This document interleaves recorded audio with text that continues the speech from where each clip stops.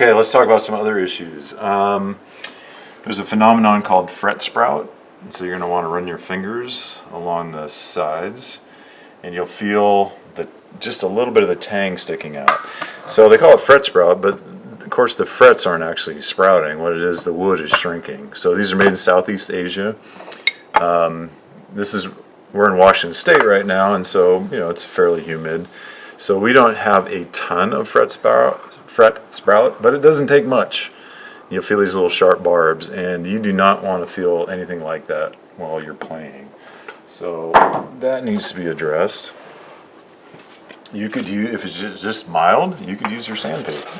Just run that up. In fact, it's not a bad idea to round over the edge of the fingerboard slightly anyway. And sometimes I start with 400 grit because it is nice to have that somewhat rounded. So sometimes sandpaper, if it's very mild, sandpaper will take care of it. If it's more extreme, the quickest way would be a file like this. Of course, this is another StewMac product, and just run that along the sides of the board and take care of any of those frets that are sticking out. And remember, this is a push tool because it's a file. These aren't cheap, so if you don't want to invest in one of those to start with, notice I say to start with, if you implement this, you're going to find that you will slowly accumulate all these specialty tools because they really are very efficient. You can use this is a mill smooth file. You can use one of these. It's going to be a little bit difficult because I just stuck this old golf ball on the end for a handle, so that golf ball could get in my way a little bit, but you can just run that mill file right along the edges, and that'll take care of that fret sprout, no problem. Okay. Another thing that usually needs work with these economy kits is the fret ends. So the most efficient way to take care of the fret ends is with a little fret file. And I believe these are around 20 bucks from StewMac. I think they're a little under this little thing that works fantastically.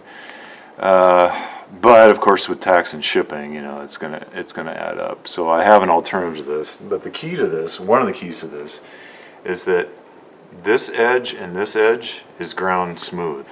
This one actually has a little bit of a curve to it, and this one's flat. But that's called a safe edge, because with the teeth, if you tried to use a regular file like this mill file, it has teeth on the edge, and that would dig right into your fingerboard, and you do not want that. So the great thing about these specialty luthier tools is they're set up for you to do good work efficiently. So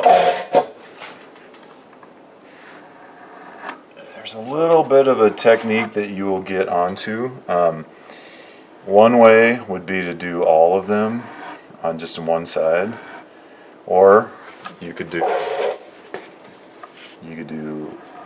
like 2 strokes this way. And so notice I'm at an angle this way and this way, and as I push forward, I'm also rolling it to the top. So you could do 2 strokes on that side and then do 2 strokes on this side, and it doesn't take that long to get into a rhythm, and this becomes pretty quick, and it's actually kind of fun to do. Actually, I enjoy this, and you're going to use your fingers as a guide. Do you have it, and you'll be able to see that little bit of you're going to put a little chamfer on it. So these are awesome, but I do have one alternative if you don't want to invest in those right away. Again, go to your local drugstore and get one of these emery boards because it has a safe edge. And you'd want to use the finer side, and this will work. I mean, it'll work for a couple of guitars anyway. It's not quite as cool, but it'll do the trick. And it has a built-in safe edge. It's the fine side of this one is it's still a little coarse for my taste. Like, you would definitely want to go back and hit that with a much finer grit. And then of course this stuff you can also You can polish the frets this way, so you use your finger as like a sanding block. But for getting that nice chamfer and that nice round over, I think this would work just fine. Like I said, that's a little bit coarse, but it is working fast. So I don't mind that at all. And then you'd want to come back, and if you're not very ambidextrous, you might find you need to flip the guitar.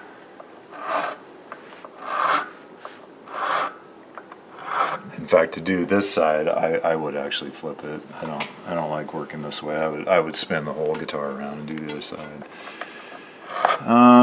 Boy, that's about all there is to it. For polishing, I mean, once you get into this, there are so many tools that make your life more efficient, quicker, and easier. You can use a Dremel tool with a little felt wheel and some compound. That'll really polish those up. But when you get into that, you'd want to mask off. If you're going to use a Dremel with compound, you'd want to take the time to mask off the entire fingerboard. That's why I made this little tape caddy here with different widths of tape to tape off the board quickly. But for spot leveling, these aren't that expensive. StuMac sells these little shields, and these are fairly cheap. So like I said, for your first build, you don't need all this specialty gewgaws and gizmos. But if you're going to implement and you think we're going to do lots of this stuff, just over time, just add arsenal. So these are called fret erasers, and they work wonderful, and they have the grit on them, so you see 8,000 grit. That'll get it pretty shiny.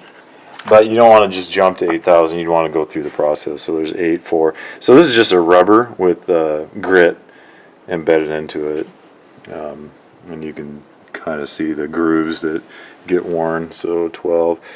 I usually start with 4. I don't know why I obviously have used those, but because my diamond files are 300 grit, so I normally start with 400, and then I'll go through the set. But for your first guitar, that is unnecessary. I would try to get some finer grits of sandpaper though.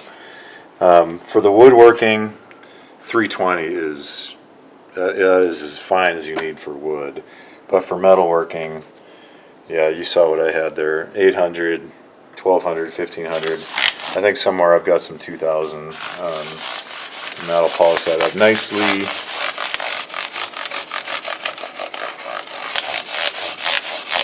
I hope I covered everything. That's about all there is to it. So, oh shoot, I can't. Oh, we'll talk about probably putting strings on next. But this is feeling good. And of course, I need to finish spot leveling down here, and I'll have to work this side as well. But just relax with this. It's not that difficult, and you're not going to ruin anything.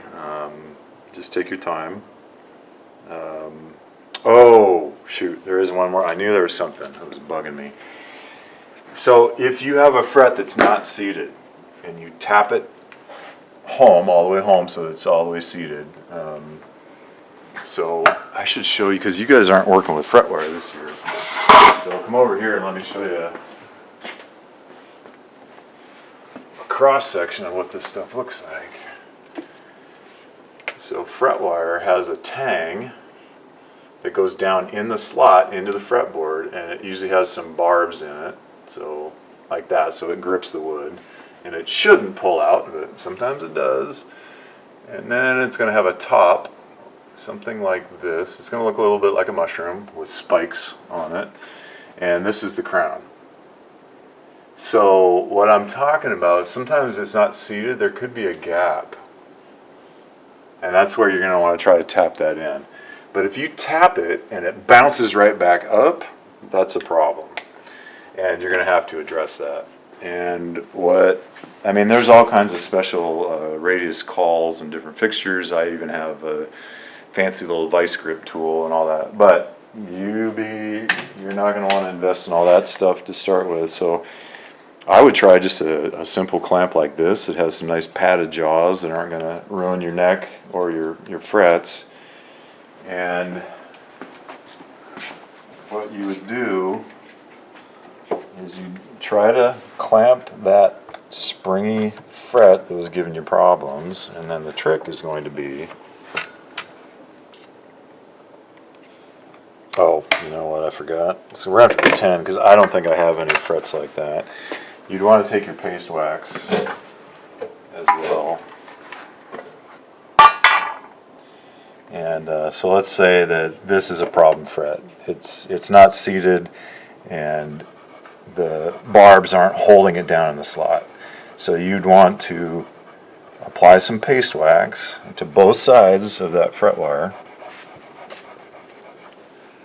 You're going to try to clamp it down with whatever means that you can figure out, whatever clamps you can get your hands on.